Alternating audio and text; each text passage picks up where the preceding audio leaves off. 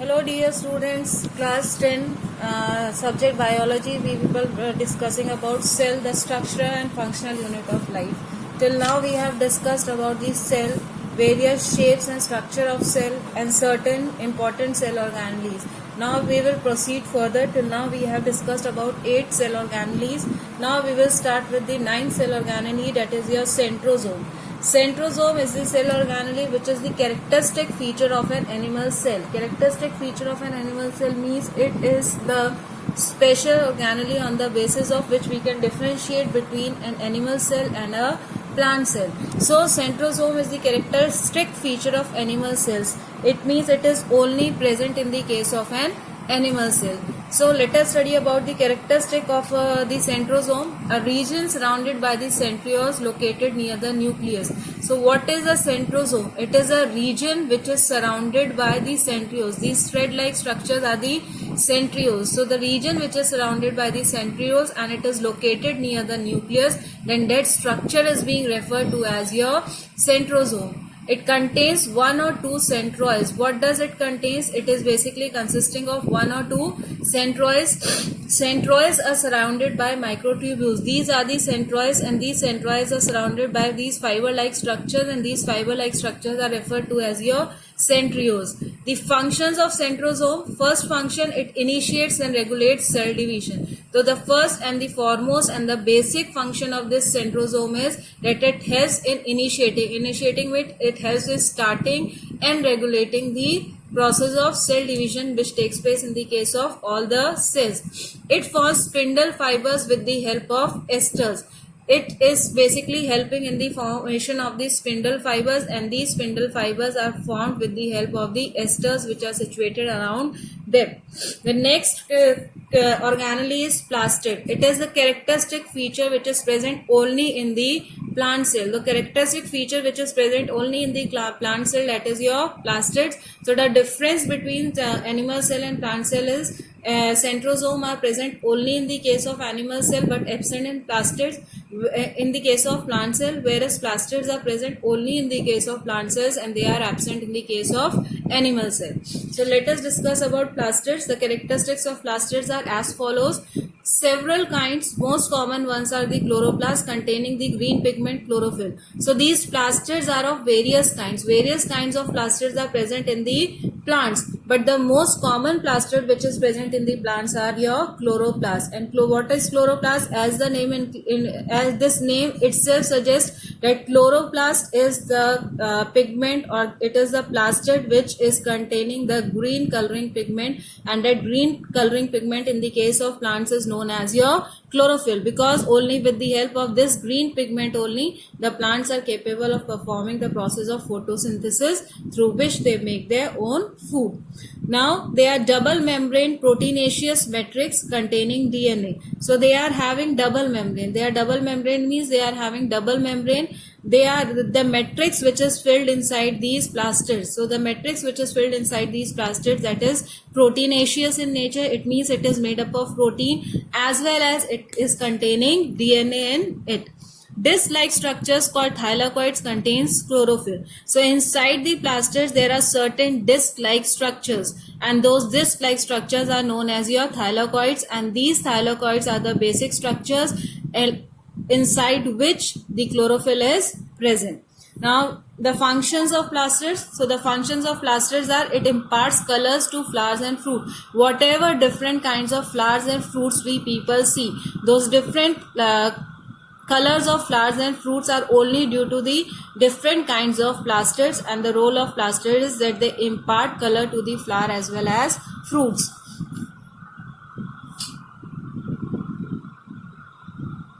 For example, such as chromoplast.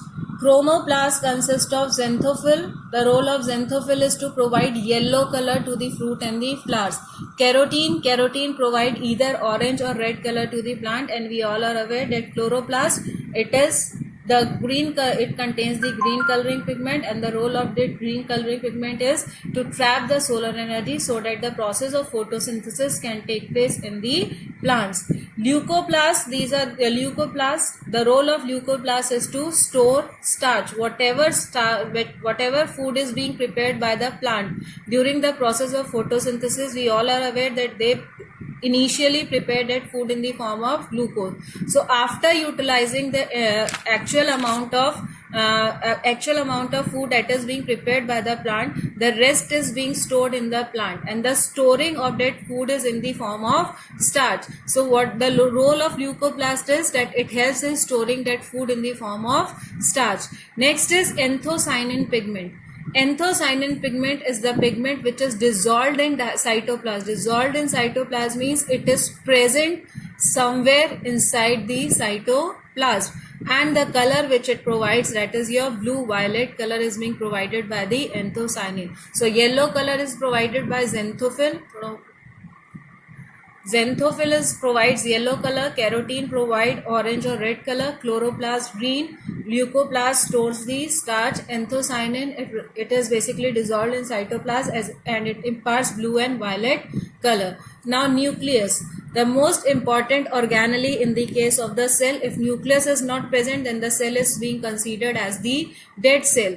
It is the largest cell organelle. So the largest cell organelle in the case of a cell, whether it is a plant cell or an animal cell, it has to be kept in mind if the question arises which is the largest cell organelle. So the largest cell organelle is the nucleus. It is basically spherical and dense. Spherical, circular in shape, as well as it is densely present in the cell. Nuclear membrane with pores to allow substances to enter and leave. The nuclear membrane, so nucleus is consisting of nuclear membrane, and this nuclear membrane consists of finite pores, and the role of these pores is to allow the movement of the solute particles in and out of the nucleus. It contains the network of thread-like structures called the chromatin fibers, which contain the DNA. So this nucleus is basically consisting of the thread-like structures, and these thread-like structures are being referred to as the chromatin fibers. And what does these chromatin fibers contain? These chromatin fibers basically contains the hereditary carrying information units, which is being referred to as your DNA, that is deoxyribonucleic acid.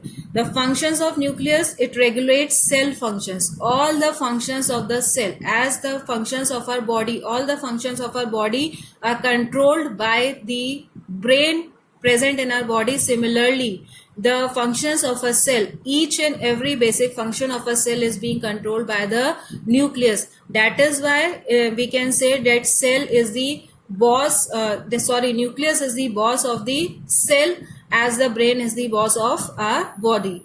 If removed, the cell dies. I already told you in the beginning only, if nucleus is missing from any cell, then the cell is being set as a dead cell. They contain chromosomes, bearers of genes that control hereditary characters. So this nucleus, it is basically consisting of chromosomes, and we all are very well aware that these chromosomes carry the DNA or the genes, and these genes are the bearers of our hereditary characters. Whatever characters have been transmitted from our parents to us, and from our forefathers to our parents, then those characters are being carried from one generation to another only through these chromosomes, which are basically present in the case of the nucleus. So it means your hereditary characters or the variations which are brought from generation to generation, they are basically brought up only due to the presence of chromosomes which are containing the DNA and the genes present in the nucleus.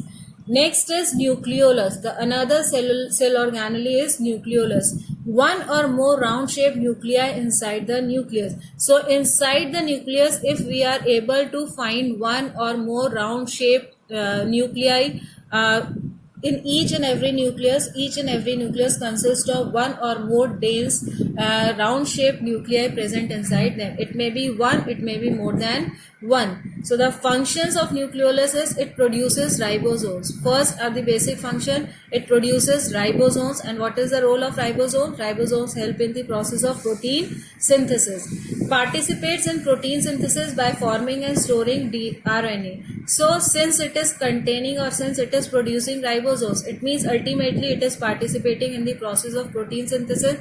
And how does it participate in the process of protein synthesis? By forming and by storing RNA, that is your ribonucleic acid. Dictates ribosome to synthesize proteins. Dictate ribosomes means it orders or it initiates ribosomes so that it can help in the process of protein synthesis. Now the chromatin fibers, this is also the important part which is present in the nucleus. The network in resting stage of the nucleus condenses into chromosomes during cell division. So chromatin fibers, these are the networks which are present in the resting stage of the net. Resting stage is the stage when the cell is not undergoing the process of cell division. If the process of cell division is not undergoing at that stage, it is in the resting stage, and at that time these condensed or intertwined thread-like structures are being referred to as chromatin fibers. And during the cell division, what happens? These chromatin fibers, these intertwined chromatin fibers, they condense themselves and they changes into the chromosomes. They are made up of DNA threads. I have already told you in the case of nucleus that these chromatin fibers or the chromosomes, what are they made up of? They are made up of the special threads, and those threads are being made up of DNA. Functions: chromosomes carry hereditary information of the genes. So anything which is containing chromosomes, and the chromosomes, they are carrying DNA and genes. So anything which is containing chromosomes, which are being referred to as the barrier of genes, so they are being referred to as the hereditary information carrier. It means chromosomes carry hereditary information from one generation to the other. The next two parts, that is vacuoles and granules, are non-living part. Till now we were studying about the living parts of the cell. Now we will study about the non-living parts or the non-living cell organelles of the cell, and these non-living cell organelles are the vacuoles and the granules. So these non-living parts, as the living parts, all the living organelles are important. Similarly, these non-living organelles are also important in their own way. So let us discuss these non-living cell organelles also in detail one by one. Let us start with the vacuoles. Clear spaces with water or other substances in solution. So the clear spaces inside the cell which are only filled with water or other substances, and those substances are also in the form of solution, then those clear spaces are being referred to as your vacuoles. Plant cells have larger vacuoles while the animal cells have fewer and smaller ones. Always keep in mind the other difference is plant cells, the vacuoles which are present in plant cells, they are larger in size, whereas the vacuoles which are present in animal cells, they are either fewer or they are small. They are less in number and they are smaller in size also. They are covered by a covering which is called as tonoplast. So the covering of the vacuoles is being referred to as the tonoplast. Now the functions of vacuoles, they store water and other substances, food pigments and waste products. So basic function of these vacuoles is to store water or other substances, food pigments and waste products. Basically they all are stored in the form of solution. They provide turgidity to the plant cells by pressing against the cell wall. They help in keeping the plant cells turgid. Turgid means swelled up. And how they keep it? Because they create a pressure against the cell wall, and with that pressure they help in keeping the plant cell or they help in keeping the plant cells in the turgid state. Next is another cell organelle or the non-living cell organelle is the granules. These are the small particles, crystals or droplets. So small tiny particles like structures, they are being referred to as the granules. Their function is to store starch. They store starch in plant cells, glycogen in animal cells, and fat containing granules serve as food for the cell. So in the plant cells, they store food in the form of starch. In the animal cells, they store food in the form of the glycogen, and whatever the fat is being present, though all the fat containing granules, they basically serve as a food as a source of food for the entire cell. Now the difference between plant cells and animal cells. Till now you people must be aware of the differences between plant and animal cell. Let us just have a view of it. First, plant cell and animal cell. A plant cell has a definite cell wall which is made up of cellulose, whereas animal cells do not have any cell wall. In plant cells, centrosome is absent, whereas in animal cells, centrosomes are present. In plant cells, vacuoles are prominent, one or more. Prominent means they are basically present and they may be either one or more in number, whereas in animal cells, vacuoles, if any vacuole is present, they are small and they are temporary in nature. They are basically concerned with the process of excretion or secretion. Plastids are basically usually present in the plant cells, but they are not present in the animal cell. Plant cells are usually larger in size, whereas animal cells are usually smaller in size. Plant cells cytoplasm are not so dense. In the plant cell, the cytoplasm is not very dense, whereas in the animal cell, the cytoplasm is denser and it contains more granules than the plant cell. Only a lining of cytoplasm mostly pushed to the periphery. In the plant cell, we can find only a thin lining of cytoplasm, and that thin lining of cytoplasm is also mostly pushed towards the periphery. Periphery means towards the end or towards the sides. Cytoplasm fills almost the entire cell wall. The entire cell wall, whatever is the region of the cell wall, the entire cell wall region is being filled up by the cytoplasm. Nucleus. The nucleus is being referred to as the key of a life. It means if nucleus is present, the cell is alive. If nucleus is not present, the cell is said to be dead. Although every part of a cell contributes to the life of the cell as a whole, yet the key performer or the master of each cell is undoubtedly the nucleus. Although each and every cell organelle is helping the cell to perform its basic life functions, but apart from it, the key performer or the master of each cell is being said to be the nucleus. This can be we can understand it easily with the help of an experiment or with the help of an activity which was basically performed on amoeba, which is a single-celled organism. We have taken an amoeba. Amoeba will undergo cell division. When it will undergo the division, it will undergo the process of fission, binary fission. It will divide into two daughter nuclei. These two daughter nuclei will get developed and they will change into an adult nuclei. Then these two nuclei will again undergo the process of binary fission. Again they both will form two daughter nuclei and the process will continue. So what is amoeba? It is a single celled organism. It grows, it divides into two amoebae, which they further regrow and then they divide, and thus the race is continued. Now in the second part, we have removed the nucleus from the amoeba. If we have removed the nucleus from the amoeba, after a certain time period, what we will find that the amoeba is unable to survive, it dies. Now what we have to do? We have to take an amoeba. From that we have to take out or we have to remove the nucleus. We have to take the another amoeba. We have to take out the nucleus from it, and from the nucleus, the another amoeba will act as a donor. And from the another amoeba, when the nucleus has been taken out from the first amoeba, what will happen? The amoeba will about to die. That we will take out the nucleus from the another amoeba and we will provide it to the first amoeba, which is being referred to as the recipient amoeba. As soon as the first amoeba will get the nucleus, it will be able to survive. It will further undergo the process of binary fission and it will produce two amoebae and the race will continue. If the nucleus from another amoeba is transplanted in an enucleated. Enucleated means the amoeba from which the nucleus has been taken out. So if we will transplant the nucleus from another amoeba to an enucleated amoeba, what we will see, the recipient is the one which has received. So that recipient amoeba will survive, divides, while the donor from which we have taken out the nucleus, that amoeba will die. This was an experiment which was shown on the amoeba. Every activity of an organism is carried out by the cells. Each and every, always keep it in mind that each and every activity of any organism is carried out by the cell, but each kind of a cell is specialized for a particular function. It means each kind of a cell in any organism that is capable of performing a particular kind of a function. We cannot say that a single cell is capable of performing all kind of functions in our body.